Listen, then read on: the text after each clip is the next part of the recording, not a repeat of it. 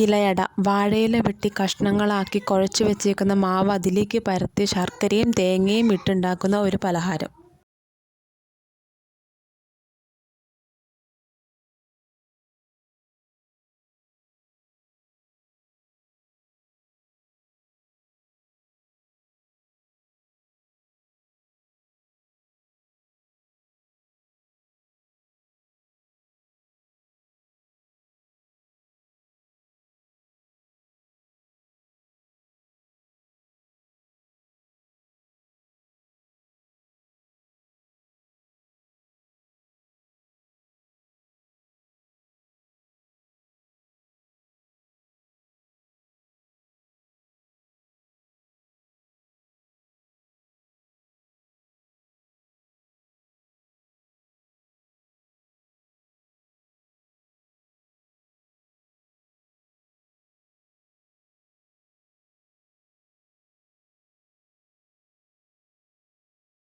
രീതിയിൽ മധുരത്തിന് ആവശ്യമായിട്ടുള്ള ശർക്കരയും ചേർത്ത് അത് എല്ലായിടത്തും എത്തിയെന്ന് ഉറപ്പ് വരുത്തിയതിന് ശേഷം അത് മടക്കി ആവി കയറ്റാൻ വയ്ക്കാം.